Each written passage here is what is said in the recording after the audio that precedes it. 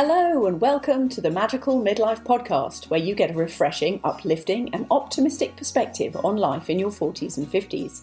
I'm your host, Lindsay de Swart, and I'm delighted that you've joined us here today, so let's jump right in.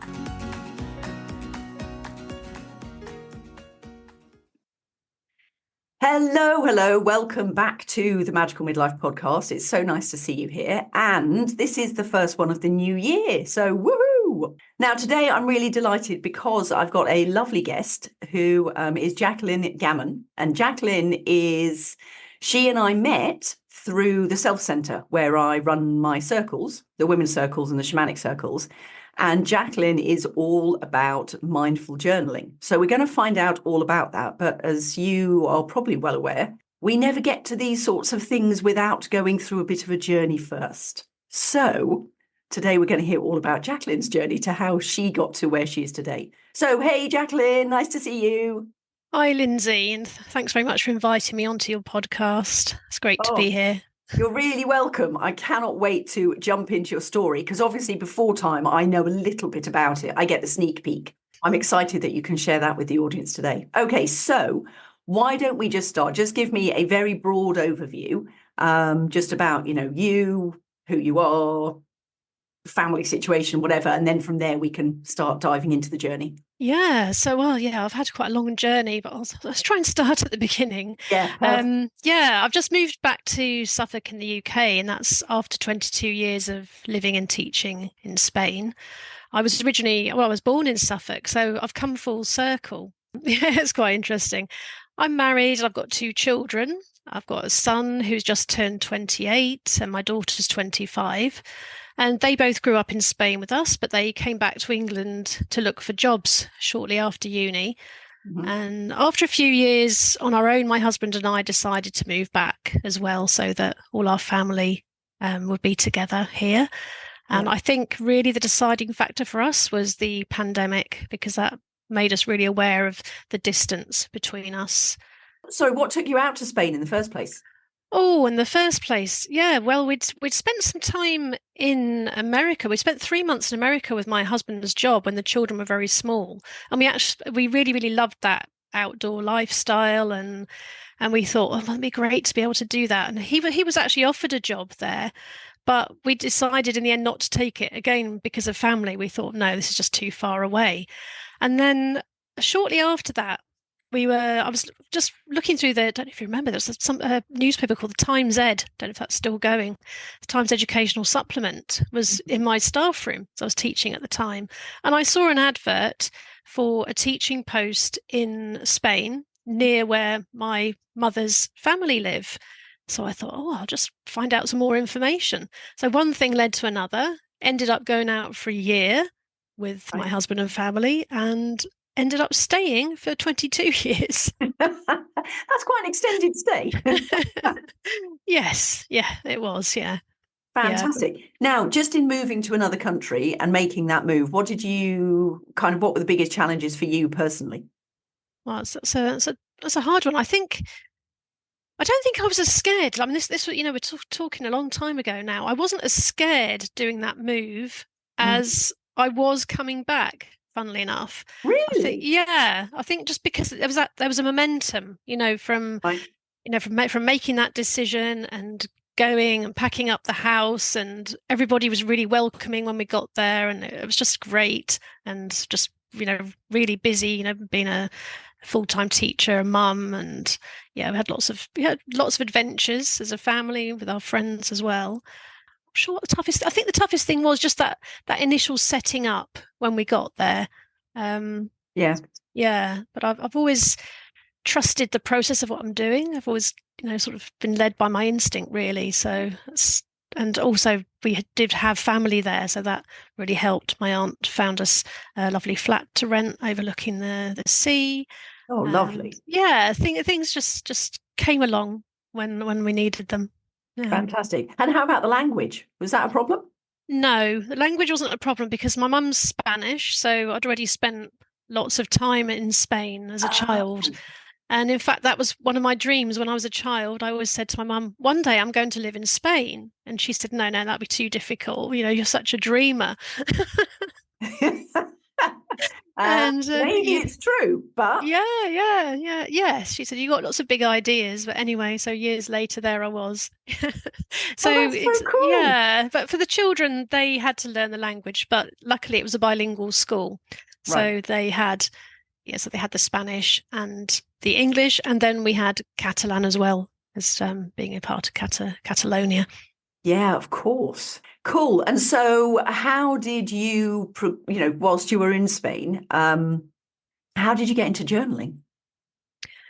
Right, so that was, I'd always kept a journal even when I was a child.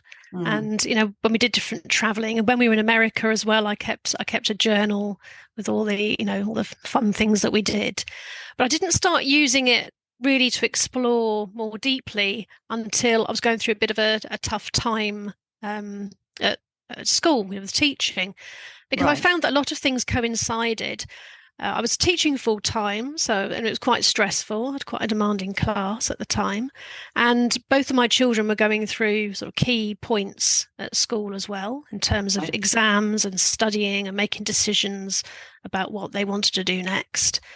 And then I was obviously going through perimenopause, which I didn't really realize at the time. I just Yeah, so many of us were in the same situation or were in the same situation. We had no idea what was going on. No, no. Yeah, So it's just there's all absolutely. these hormones flying around, which I didn't know. I didn't know why I was so up and down, lack of energy. And I was getting home and just, feeling exhausted Yeah. with a load of marking to do on top of that and not really knowing, what was going on. So I started to turn to my journal again. And Hmm. this time I was just, it was like a brain dump, really. I was just writing everything that I was feeling, everything that I was going through. And it gave me instant relief, really. Right. And then so I thought, okay, I'll do this. Don't know, whenever I needed to, I just sat down with a journal and started writing. And over time, when I was reflecting on the journal, I realized that there were certain patterns coming through and it started to make sense. Oh, Yeah. wow. Such as. For example, just sort of noticing that I needed to make a change in my life. That Mm, things were obviously changing. The children were going to be moving away because they wanted to study. Well, my daughter wanted to study in the UK, mhm. and I thought, well, this tiredness and this trying to do too many things at once is not really working out now. I mean, it Yeah. was fulfilling. I loved teaching. I loved being with the children. Had great colleagues. It was a great school, but I just knew that I couldn't keep up that level of that level of demand really with everything. Mhm. So it's like sort of facing that empty nest syndrome. I sort of Yeah. explored that a little bit through my journal, and then after I did eventually decide to give up teaching, which coincided with my daughter's last year at the school as well. So Wow, that was a fairly significant year then. it was. Yeah, then she went away. Then we had, after a couple of years, we had the pandemic, Hmm. and then that led to me getting a lot deeper into the journaling, and that's when I began to share it with others as well. Right. So has there been anybody along the way that's been, a mentor or a teacher to you? Yes, I became involved with just shortly after I'd finished teaching. I became involved with mindfulness because I saw a mindfulness course advertised in Barcelona. It was an 8-week course. Mm. So I decided to sign up for that. And that really, really helped my own situation. I felt that it helped me to de-stress. It helped me become a lot more aware of, what was going on with my mind and my body, very Yes. connected, and just a whole different way of living, really. So that gradually started to combine in with my journaling. Right. And I decided that I would very much like to pass on this mindfulness knowledge to other people to share it. And I Mm. thought, oh, I'd really love to teach that to other people. And then I've discovered a course that was led by Shama Shalidina, who is Right. the author of Mindfulness for Dummies. So he led Okay. that course.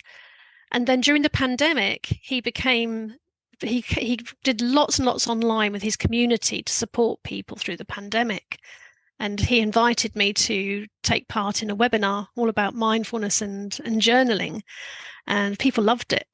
Oh, cool. So yeah, so he's been extremely supportive, Mhm. very very encouraging all the way through. Right.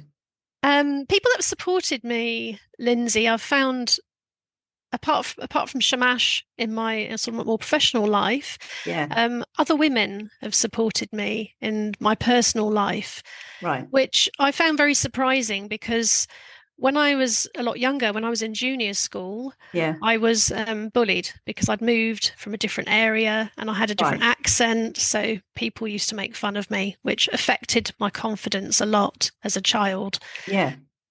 So I really appreciated it as I grew up, and especially when I was teaching, I had a very good friend. She's still a really good friend, and I think she was probably one of the first people that I was just able to be, I don't say vulnerable, that because Mm. she was very open.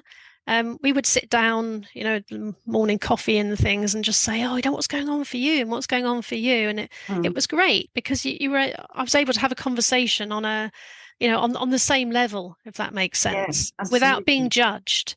Yeah. And so I really appreciated that. And, as I've gone sort of through life, especially that sort of menopause and post-menopause, I keep coming along, um, keep finding people that are just I can really relate to on a sort of much deeper level. Yeah. Yeah.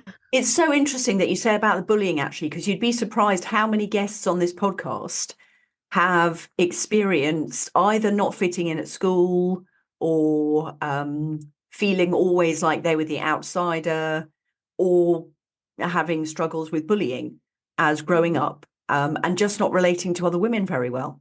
Mm. So I don't know how much of that is about, obviously, because this is so, the types of people that come on to this are, they've normally pursued some sort of, let's say, slightly alternative route.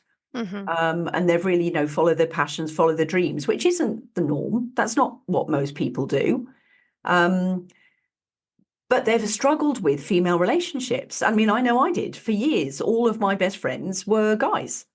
Mm. And it's only in later life, since getting more into the sort of energy work and spiritual work and healing, and then more into networking and stuff, that most of my friends then became women. But that was a new phenomenon for me as well. So I'm really glad that you brought it up, because I promise you, you're not alone. I think in society it's always been quite competitive, hasn't it? I think that's Yeah. changing a lot. I know for certain that the relationships that my daughter has with her own friends are very, very different to the kind of relationships that I had at school. Mm. I think they're all they're much less competitive, and she's able to discuss things with them as well, which I think is really good. I think it was different. Yeah, and again, I think that's also, you get pockets of it, because, for example, when we left Canada, my daughter was in a really bad place with bullying. Age 13, I guess, really bad place with bullying. I mean, we've since found out kind of the responses she have of almost like PTSD. I mean, unbelievable. I just didn't realize how bad it was. And then she's moved here. And I can say we were all a little bit concerned about, okay, how is this going to go? Same thing. She's got a different accent. She's never been educated Mm, here. How is that going to go? And the group of girls she's met have been absolutely unbelievably welcoming, supportive, friendly. And she's just bonded right from the first day at school, when she was introduced to a girl as kind of, to shadow this girl so she could mm, be welcomed in. And she's not looked back, mm, but goes against everything that your gut might tell you, the outsider. And thankfully, it's all worked really differently. So I think I really hope that it's changing now, that girls can be really supportive of each other. But there has been, in the past, there has been a lot of competition. And I think it can be really difficult, A, to try and fit in, but then just, yeah, for girls to find their place, find their voice, mm. and to really, stand up for who they are. And as you say, to be authentic, to be vulnerable. So, yeah, thanks for sharing that, because I think other people are going to relate to that totally. Yeah, I think it's that whole vulnerability, that just being vulnerable is really, really hard for people sometimes, especially if they have had bad experiences in the past. And what I've found through, journaling with other groups of women is I've just been amazed at, how much connection, people are able to make in a group. And Really? yeah, even online. I mean, during the pandemic, it was, had my journaling circle online, and it was just amazing. I'd never done anything like that before, and there we were in the Zoom room, all journaling together and sharing, and it was just incredible. I mean, it really was. So tell us a bit about that, because to me, the idea of everybody being in a Zoom room and writing, it seems a bit crazy. So how did that work out? Yeah, it's like following a process because it's combining the mindfulness with the journaling. So, we usually started by, getting together in the Zoom room, having a quick chat about what was going on, welcoming, and then doing a very, lovely grounding meditation just to bring Yeah, ourselves into the present moment and to yeah. calm our thoughts. Because I've always found that, it's easy to sit down with your journal and just, start ranting and raving, and Mhm. rather than coming at it from a bit more of a calmer place. Yeah, So yeah, so we would do the meditation for about 5 or 10 minutes. Sometimes we'd look at like a prompt, or right. journaling prompt, or a poem, that see what that inspires with people, usually around a theme. Yeah. And then I'd put a prompt on the screen, and everybody would write for about 15 minutes or so, and Hmm. then come back together for a bit of reflection. And I Oh, think, cool. yeah, and I think it's people are always surprised at what comes up. There's often a resistance around journaling because people are quite frightened about what's going to come up. Right. People will say, "Oh, I don't want to go down a rabbit hole. I'm, scared of that blank page." But I think journaling in that small group, Mm. it's really helped because people felt supported. They felt like they weren't on their own, and there's always that chance for discussion at the end. Mm. Have you ever come across the situation that somebody has got something that they really want to write about, but they're so scared of somebody actually finding their journal that they actually daren't let it out? Yes, yeah, yeah. Can you talk a People, bit about that? Because I had that for many, many, many years. yeah, people are often, scared about writing things down. First of all, because they don't want to see it themselves sometimes. Yeah, But that true. idea of writing, committing something to paper that somebody could then read, I think Mm, is terrifying. mm, So what I, usually say to people is, just write it down, get those feelings out, and then, rip it up, or, burn it in a safe place, or shred it. There are also password protected journals online as well. oh, really? Yeah, I think is it Penzu? I think it's called Penzu, one of Okay. those. I have to I have a can look look at it that. up and put it in the show notes. Yeah, yeah. But I think, just the idea is just to, get those thoughts and feelings out. But, if people are really concerned about somebody coming across it, then just destroy it because, in certain situations, somebody might not be in a safe relationship, and Yeah, somebody finding that could be really triggering. yeah. So what sort of stuff has, or I mean, either your own experience or, working with the groups that you do, what sort of things have come through or have benefited from journaling that that you wouldn't normally expect? People trying to find out what it is that they really want. I think especially when they're All at a right. transitional point of their lives. Some people like pre-retirement, even though retirement might be, 5 years down the line, they're concerned about it, not sure what they're going to do. Hmm. Or if somebody's, given up a job like I did, and they're kind of in that sort of limbo state, not quite knowing where they're going next. Yeah, It's well, there's a it's lot of really that around at the helped. moment. Lots Yeah, around. Yeah. yeah, that sort of point of transition. And also I think our, our generation now asking that question, what do I want to do right now? You know, Hmm. people in their 50s, like me, are saying, what do I want to do next? As usually, sort of, if you compare it to our own parents, or majority of them probably just thought, okay, I'm going to retire. And then that was just like retirement. And it's like a line drawn. Yeah. And but now, people are living longer, healthier, there's more options. So I think, people think, oh wow, what am I going to do next?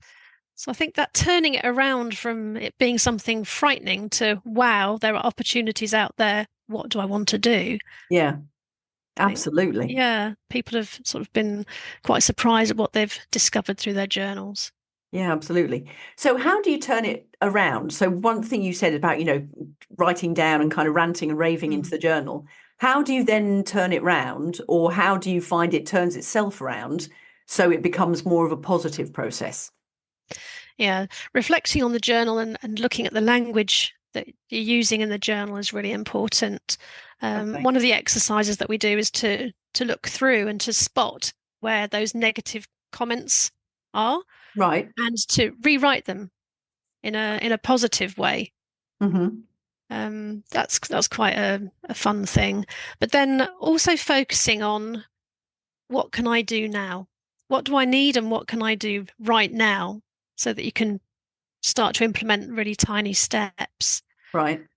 Things can be overwhelming. If, for example, you decided that you want to move country, like you did, Lindsay, it can be overwhelming. So, where do you even start? Yeah. So you can run a mile just asking that question, or you can sit down and try and dig down and see, what you can really do. So yeah, so I would recommend for people to think, what do I need? What do I want? And what's the smallest step that I can take towards that? Right. Yeah. Fantastic. And so how do you introduce mindfulness into journaling? That's very much linked in with, well, firstly, with the grounding meditation that we do Right. at the beginning of the journaling, and then using the sort of key aspects of mindfulness to help to deal with the emotions and feelings that come up during journaling. Right. A big one is non-judgment. That's one of the key pillars of mindfulness. Okay. So we would look at, how are we judging ourselves? Where are those little voices coming up saying, oh no, you can't do that, or you're too this, you're too that. Hmm. And just trying to take a step back from that, just being Hmm. aware of it. That's one of the things. And another one is sort of compassion or self-kindness, trying Yeah. to bring that in as well. Yeah, It's absolutely. very, yeah, so very much trying to use those while you're journaling. Just have that awareness of even noticing that you could be writing something that's very uncomfortable, but just noticing, where in your body does it start to feel uncomfortable? Are you Hmm. are you clenching your hand? Are you clenching, just hunching up with your shoulders? And all of those things are huge clues that otherwise can go unnoticed. Yeah, and they build up over time as well. So if you can actually get Yes. it out through journaling, that's really it. Yeah, It's a fantastic way to dissipate the energy. definitely. Fantastic. So so you said that you did your mindfulness and journaling webinars Hmm. and got involved during COVID. And then so how have you now sort of changed that since you've come back from Spain? Well, I've only been back for a few months, so I'm just getting Oh, going. wow. Yeah, Okay, going to carry on doing the online courses, cool. and yeah, then going out into the community now, really. So I've obviously made contact with the Self Centre, Yeah. which I'm very much looking forward to coming and speaking. Yes. And then I'm going to set up some journaling circles, hopefully at the Self Centre and in other places as well. Yeah, fantastic. Now, a question. Do your kids do journaling? My daughter does, yes. Right. Okay. And Yeah. how sort of receptive was she to that? That's something that she started on her own. She's kept a diary for years. Right. Remember years and years ago, she asked for a little diary for Christmas. It's one of those that had a little lock on the Yeah. side. Yeah. And yeah, so she used to do that and she still journals. So yeah, she finds it really helpful for processing Yeah. things. Fantastic. And how do you think it's changed you as a person? I think it's made me more connected with who I am and given me the courage to do things that I'd like to do. Such as spill the beans, let us know. Yeah, such as well in the so well, yeah, such as in the first place, I think it was sort of going to Spain, and then it helped me make that decision about coming back from Spain 22 Yeah. years later. There was so much in my journals about that, because I would write, how much I was missing the children, and things that I wanted to do in my business that I wouldn't be able to do in Spain. That came into the journaling. Other days I would think, oh, I don't know, am I making the right decision? So I'd write that down. Yeah. And then I think I had so much written in the journals that I was able to reflect in it over time, and Right. that helped to make those decisions. Yeah. Very cool. Now, one thing you mentioned was starting with a journaling prompt. Where can people kind of come up with those prompts? Because the word prompt at the moment, all I can think of with prompt is ChatGPT, because everybody keeps talking about prompts and ChatGPT, which is nothing to do with journaling. So, yeah, where can people, find useful or resourceful prompts? What's the best way to go about that? Yeah, you can if you Google journaling prompts, Right. Okay. then things will come up, and it's quite good if you want to like journaling prompts for anxiety or journaling prompts for stress. Okay. Those will come up. Oh, cool. Fantastic. So if somebody's maybe just used to keeping a diary kind of a journal, but wants to start using it in a kind of, in a more deep level or a more transformational way, what's the best way that they can make that sort of transition? First of all, setting aside some time when they're not going to be interrupted, Right. and making sure they're journaling in a safe space. That might sound funny, but I think it's really important for people to feel comfortable, because when you feel comfortable, then your thoughts and feelings will flow a lot better. Mm, And then just to start writing, right. even if it's just, I don't know what to write, this is silly, don't know what I'm doing. Yeah. And eventually, even if it's 2 or 3 pages later, after just it doesn't have to be perfect. Just say to people, just start writing, Mhm. writing what all the random thoughts that come through, and yeah, just start from there. Oh, that's awesome. Okay. So how is your life different now compared to what it was sort of in life before journaling, which probably would have also been life before perimenopause, wouldn't it? Mm-hmm. Tough question. The reason I ask is, and I ask most of my guests on the show, because who we are growing up and kind of fitting into expectations and trying to do everything, whether it's career, children, marriage, all the things we're doing. And then normally when we've come through some sort of journey and we're now in midlife, we look back and go, oh my goodness, I barely recognize myself from who I was. I mean, has that been the case for you? Yeah, definitely. Because I feel that now that I'm on my own path, that other Right. people haven't chosen the path for Mhm. me. So I'm not on autopilot. I'm more aware of the choices that I'm making, rather than that expectation of this is what you have to do now and this is what you have to do now. And at this age, you have to retire, or all those kind of things. So yeah, definitely more authentic. Fantastic. And does that feel good?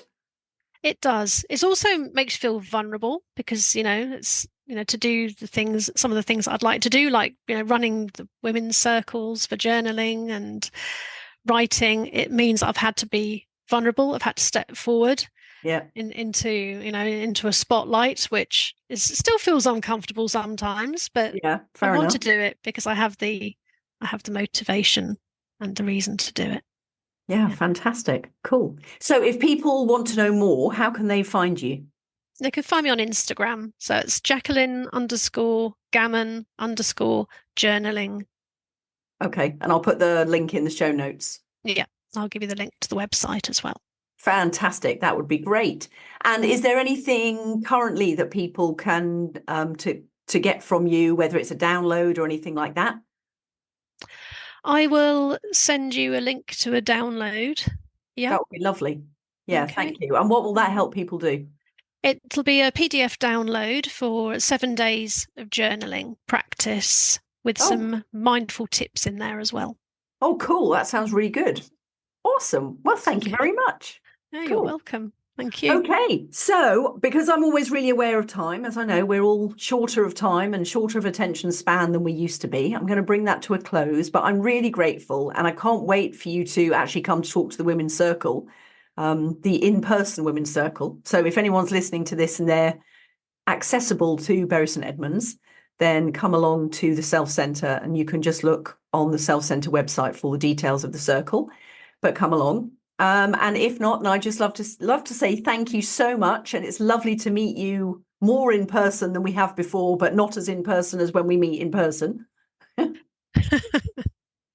Yeah, thank you, Lindsay. Thanks very much again for inviting me. I hope you enjoyed the show today.